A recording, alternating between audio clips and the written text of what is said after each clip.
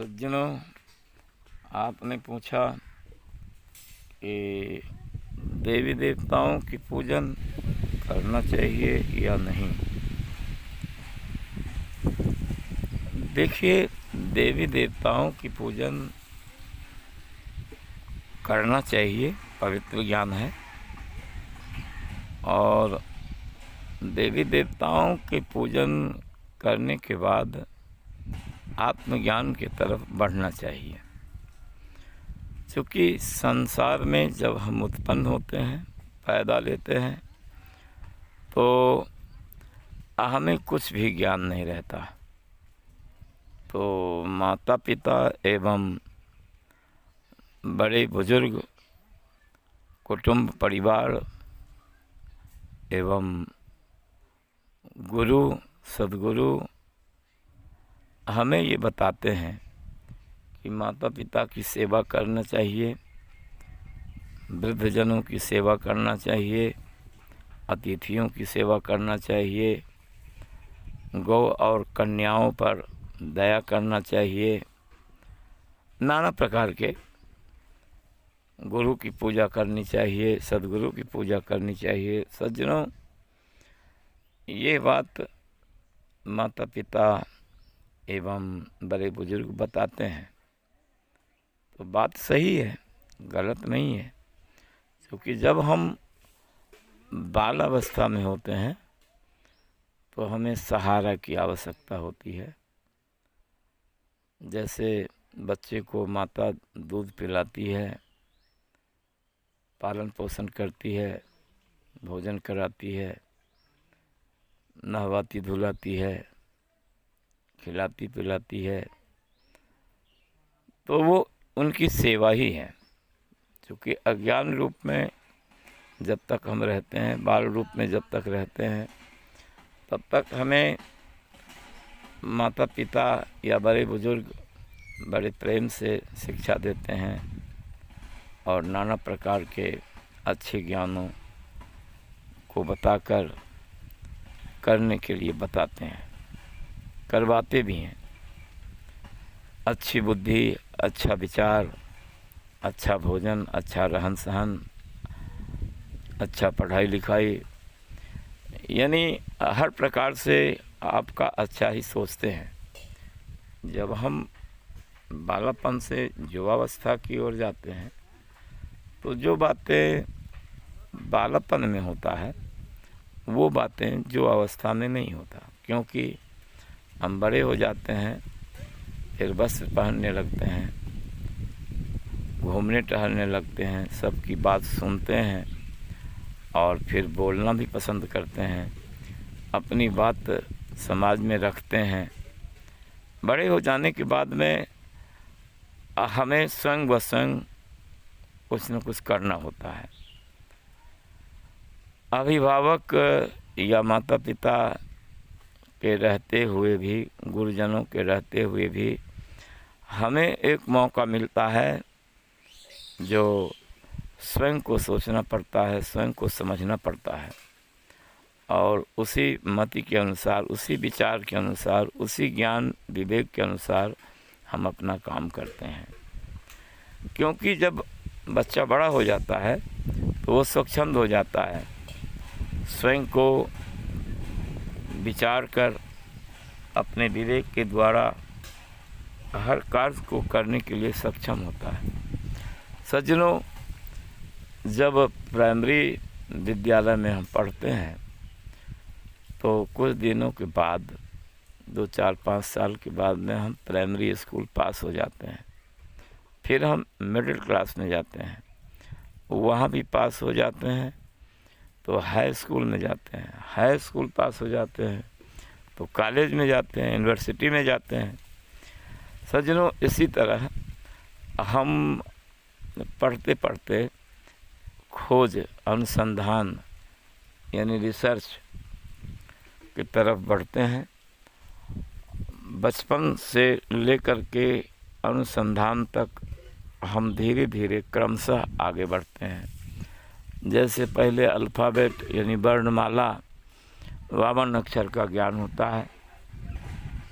फिर हमें एक शब्दों से अनेक शब्द बताए जाते हैं, फिर वाक्य बताए जाते हैं, फिर कहानी बताया जाता है, फिर एक किताब ही पूरा पढ़ाया जाता है, फिर ग्रंथों की तरफ जाते हैं। यानी धीरे धीरे क्रमशः हमारा जो है प्रोन्नति होता है।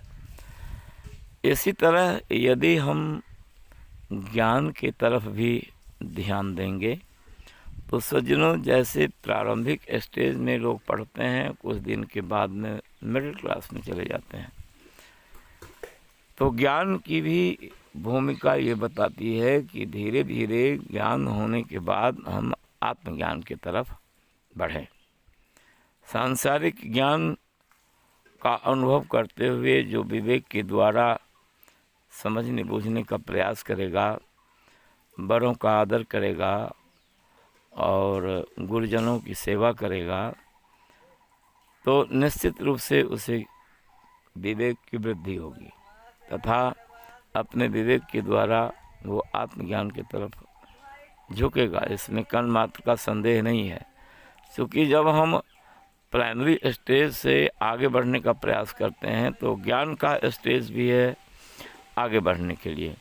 तो सज्जनों, जब हम ज्ञान के द्वारा विवेक को प्राप्त होते हैं तो विवेक से हमें इतना समझ आ जाता है कि हम तत्व ज्ञान एवं आत्मज्ञान की तरफ बढ़ना प्रारंभ करते हैं। खोज हमारा शुरू हो जाता है। क्रमशः धीरे धीरे जब हम सांसारिक ज्ञान को पार कर जाते हैं तो हमें तत्व ज्ञान का बोध होता है, और जब तत्व ज्ञान का बोध हो जाता है तब हम आत्मज्ञान की तरफ बढ़ते हैं, और आत्मज्ञान की तरफ बढ़ने से हमारा कल्याण होता है, हमारा यानी जीव का कल्याण होता है। जब तक हम आत्मा को नहीं जानेंगे तब तक हमारा कल्याण संभव नहीं है। अब रही बात, आप कहेंगे कि देवी देवताओं का पूजन क्या व्यर्थ है? नहीं सज्जनों, देवी देवताओं का पूजन व्यर्थ नहीं है। आपको सांसारिक सुख, वैभव, संतति, ऐश्वर्य, यश, कीर्ति, नाना प्रकार के भोगों को प्रदान करते हैं। अब रही बात कि जिंदगी भर हम केवल भोग भोगते ही रहें, तो क्या इसीलिए हमारा मानव जन्म थोड़े हुआ है? मानव जन्म तो नई चीज़, नवीन ज्ञान प्राप्त करके हमें आत्मज्ञान की तरफ बढ़ना है और जीव का कल्याण करना है।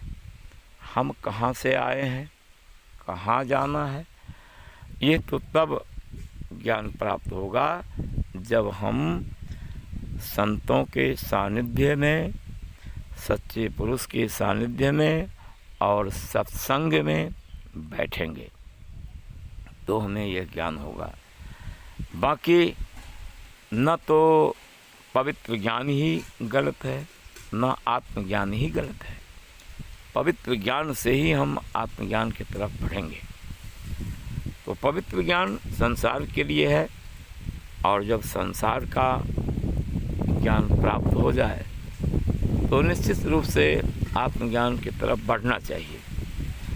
यदि सांसारिक ज्ञान में ही हम जिंदगी भर यानी मरणांत तक पड़े रह जाएंगे तो क्या हम कभी आत्मज्ञान प्राप्त करेंगे? जैसे मान लीजिए कि हम प्राइमरी विद्यालय में ही जीवन भर पढ़ते रहेंगे तो क्या हमें किसी भी चीज़ का खोज हो सकता है? हम अनुसंधान कर सकते हैं? हाई स्कूल कॉलेज में पढ़ सकते हैं? नहीं पढ़ सकते। इसलिए जैसे ही हम बालापन से युवावस्था और युवावस्था से प्रौढ़ावस्था से वृद्धावस्था की ओर जाते हैं, उसी तरह हमें ज्ञान को भी बढ़ाना है। ज्ञान की भी श्रृंखला जो है इसी तरह सीढ़ी दर सीढ़ी बढ़ाना है, और हम यानी इस जीव को मुक्ति दिलाना है, कल्याण करना है, मोक्ष को प्राप्त होना है।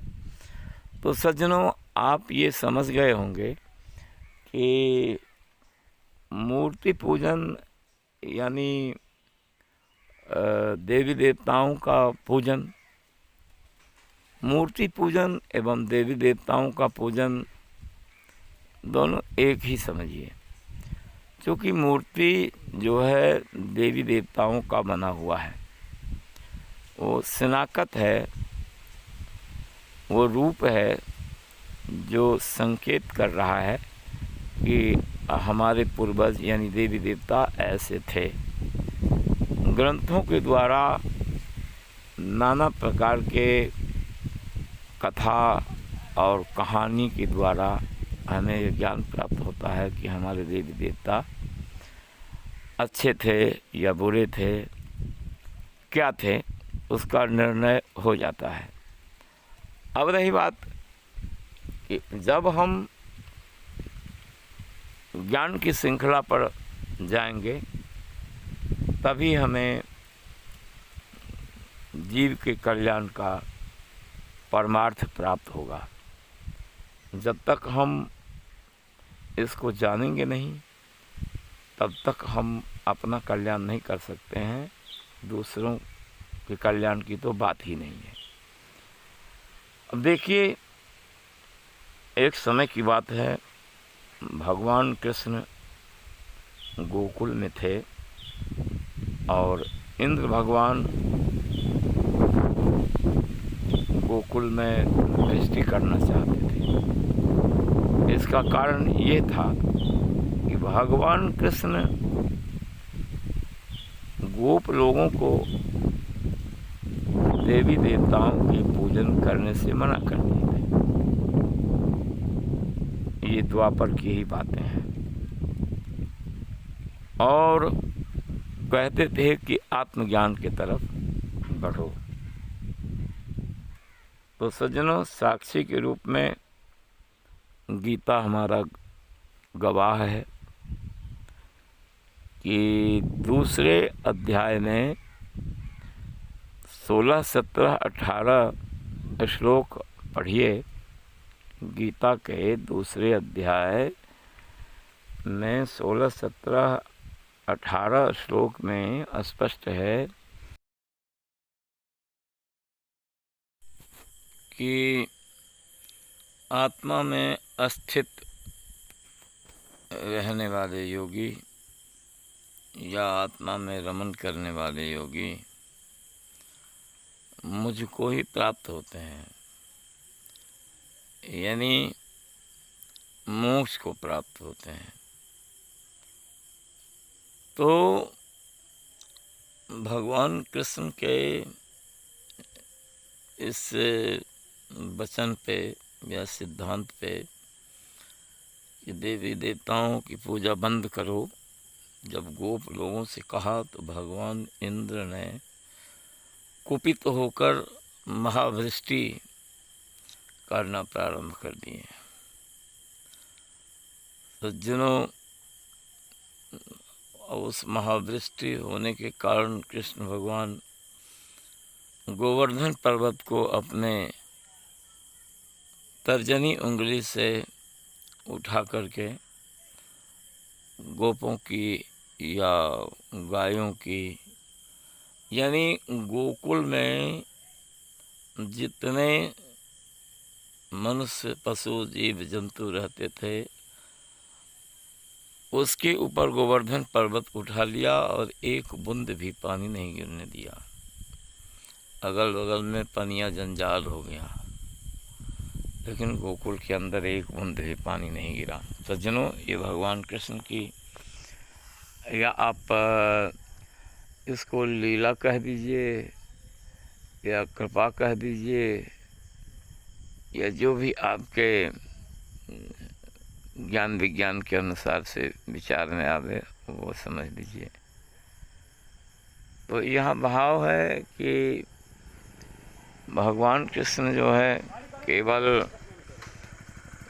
वो कहने लगे कि गोपगण तुम लोग घबराओ नहीं, चाहे जितना भी जल वृष्टि इंद्र भगवान करें, परंतु डरो मत। एक बूंद भी पानी नहीं आने देंगे और न आने दिया। 7 दिन तक वृष्टि होती रही।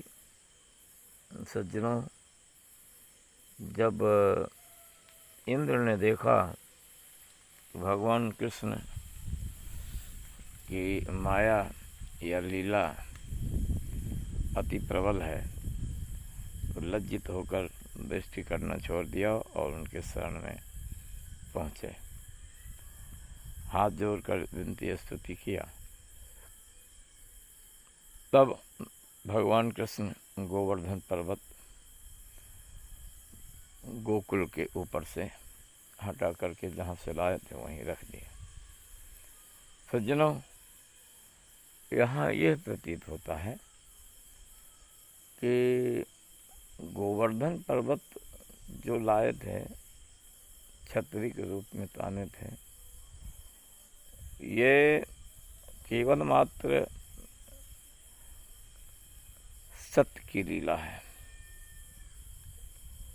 और ये आत्मा के द्वारा ही संभव है। जीत उसी की होती है जिसका पलड़ा भारी होता है। कष्ट अवश्य होता है, परंतु जीत सत्य की होती है।